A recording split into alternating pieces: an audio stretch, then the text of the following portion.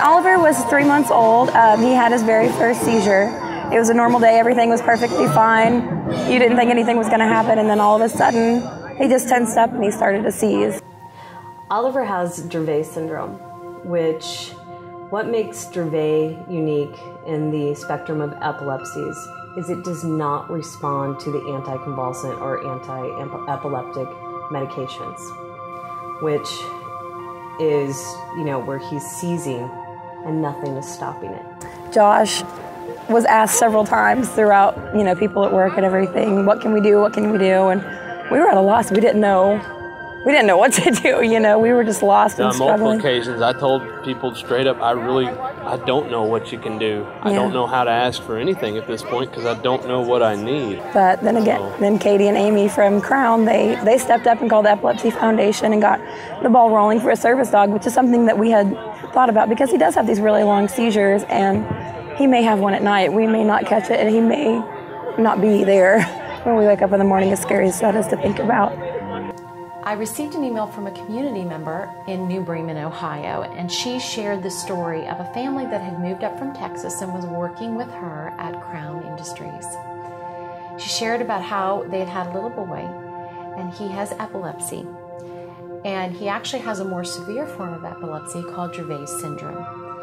He was at that time having up to 100 seizures a day. There's no real sleep being had in our house. It's for the longest time it was sleeping in 4-hour shifts. You would try to sleep in a 4-hour shift. You get just about good and asleep, and then it's my turn. Okay.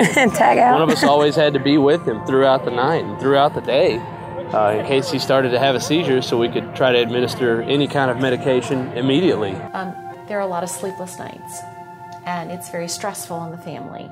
Sometimes Oliver will go into a prolonged seizure, and so that is the thing that we try to avoid.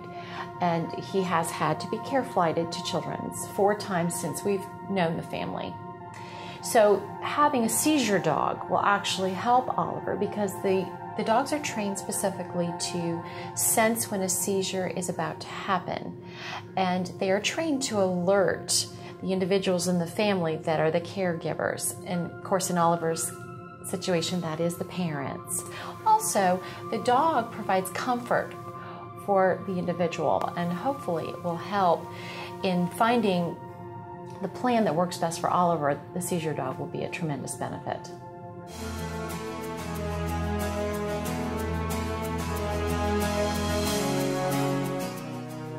The community actually came together to bring awareness to their city, their community, and it is extended into the surrounding counties by learning about epilepsy, learning about seizure first aid, so that they know how to respond when an individual has a seizure, when Oliver has a seizure. So it's been very exciting to see everyone from children and scout troops to business owners and churches say, how can we find a cure? Let's get involved. We're helping Oliver. Who else needs our help? And so they are educating themselves by coming to us, and we're working as a team to make a difference. And Oliver's story has touched the community in such a way that a second zone has decided to do a flame walk and dedicate funds towards Oliver's seizure dog, which has been amazing too. So, we call it the flame walk, ignite the flame. Right now I feel like we're on fire and we're moving this mission forwards, which just, I can't say enough good stuff. It just makes your heart happy and gives you butterflies in your stomach.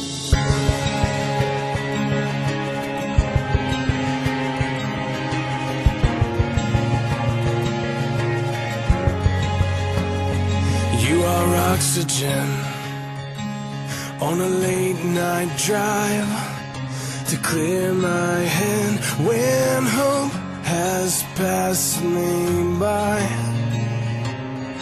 You are gravity when I'm upside down.